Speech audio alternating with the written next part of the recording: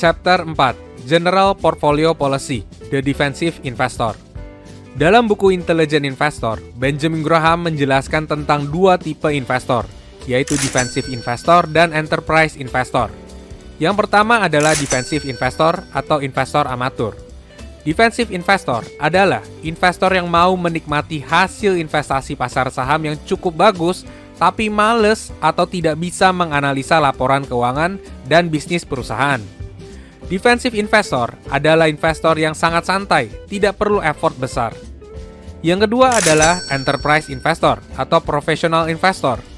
Enterprise investor adalah investor yang mau menikmati hasil investasi pasar saham yang sangat signifikan. Enterprise investor diharuskan bisa menganalisa laporan keuangan dan bisnis perusahaan. Investor juga diharuskan untuk rajin monitoring laporan keuangan dan bisnis perusahaan. Enterprise investor adalah investor yang aktif dan perlu effort yang besar. Di chapter ini, kita akan membahas tentang defensive investor terlebih dahulu. Kita akan membahas enterprise investor di chapter selanjutnya. Langsung aja kita mulai. Panduan dasar diversifikasi yang diberikan buku Intelligent Investor adalah alokasi dana investasi di pasar saham harus di kisaran 25-75% dari total portfolio investasinya. Sisa alokasi dana investasi di obligasi harus di kisaran 25-75% juga dari total portfolio investasinya. Contohnya, kalau obligasinya 40%, artinya sahamnya 60%. Kalau obligasinya 75%, sahamnya 25%. Jumlah maksimumnya ada di angka 75% dan minimumnya ada di angka 25%. Logika dari cara diversifikasi ini adalah dengan alasan ketika pasar saham valuasinya sedang murah, investor bisa mengkoleksi investasi pasar saham lebih dari 50%, lebih banyak daripada obligasi. Sedangkan ketika pasar saham dalam zona bahaya atau overvalue, investor bisa mengurangi investasi pasar sahamnya kurang dari 50%. Investasi obligasinya jadi lebih besar. Logikanya terdengar sederhana. Pasar saham turun, investor koleksi saham. Kalau pasar saham naik, investor koleksi obligasi. Tapi secara praktek sangat sulit dilakukan karena bertentangan dengan naluri manusia. Ketika pasar saham turun, naluri manusia bakalan takut untuk mengkoleksi saham karena manusia nggak ada yang mau rugi. Ketika pasar saham turun, yang harusnya investor lakukan adalah menambahkan porsi investasinya di pasar saham. Tapi seringkali yang investor lakukan malah mengurangi porsi investasinya di pasar saham karena takut rugi lebih banyak.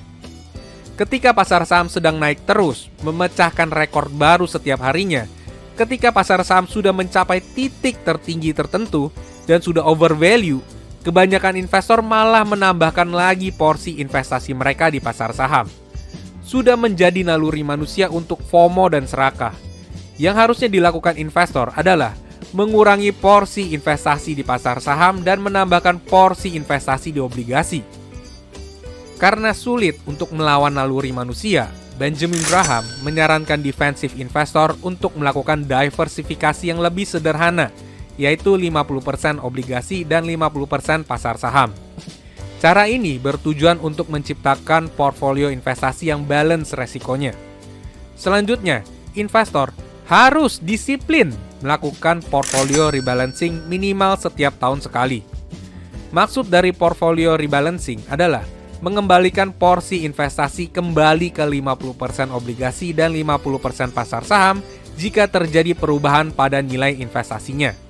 Ambil contoh, di tahun pertama, investor mulai investasi dengan alokasi portfolio 50% saham dan 50% obligasi.